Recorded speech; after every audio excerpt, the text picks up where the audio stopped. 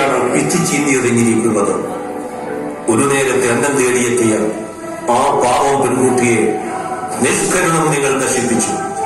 ഹേ മനുഷ്യ, അവളുടെ ശാപാഗ്നിയിൽ നിന്റെ കോട്ടകൾ കത്തി അമരുക തന്നെ ചെയ്യും.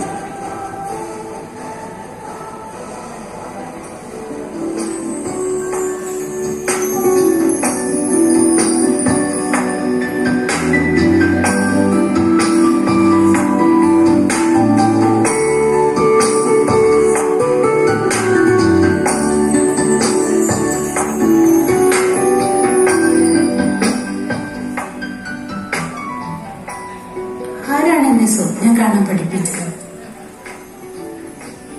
എന്റെ ചെറ്റക്കുടലിലിരുന്ന് ഞാൻ കണ്ട സ്വപ്നങ്ങൾ.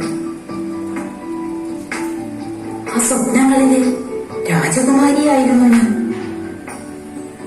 പട്ടുസാരി ഉടുത്ത് മണിമാളികയുടെ ഉമ്മറത്ത് രാജകുമാരനെ കാത്തിരിക്കുന്ന രാജകുമാരി. ഏറെ നിറക്കൂട്ടങ്ങളുണ്ടായിരുന്നു എന്റെ സ്വപ്നങ്ങൾക്ക്.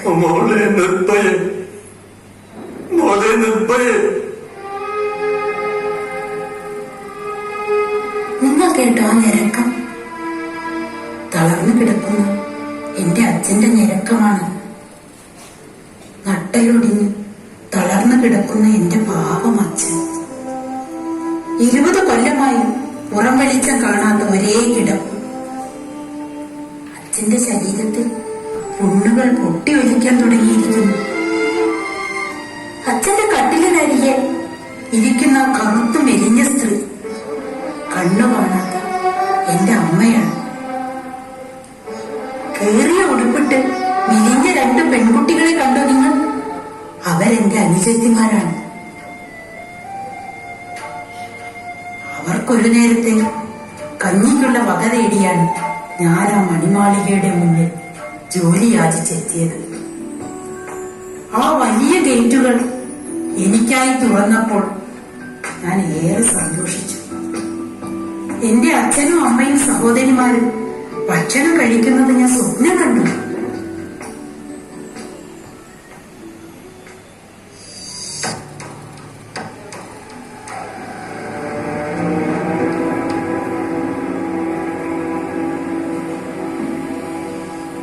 ആദ്യം അയാൾ എന്നെ വാഗ്ദാനങ്ങൾ നൽകി പ്രലോഭിപ്പിക്കാൻ ശ്രമിച്ചു. എതിർത്തപ്പോൾ ബലം പ്രയോഗിച്ച് കീഴ്പ്പെടുത്തി.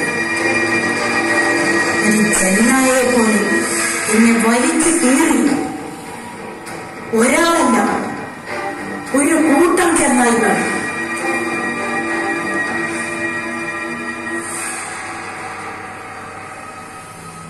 ബോധം തെളിഞ്ഞപ്പോൾ ഞാൻ ആദ്യം കേട്ടത് എന്റെ അച്ഛന്റെ മരണവാർത്തയായിരുന്നു.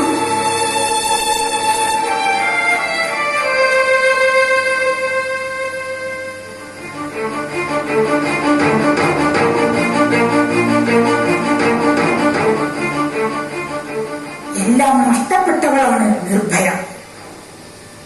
മാനം നഷ്ടപ്പെട്ട് വലിച്ചെറിയപ്പെട്ടവൾ, ഉപേക്ഷിക്കപ്പെട്ടവൾ. ഇല്ല, തളരില്ല. ഈ നിർഭയ തളരില്ല. എന്റെ പ്രതികാരത്തിന്റെ ഈ ചിലമ്പ് ഞാൻ ഉടയ്ക്കും.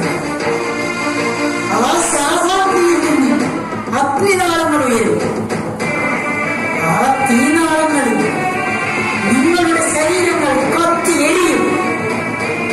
നിങ്ങളുടെ മണിമന്ദിരങ്ങൾ കത്തി അമരും.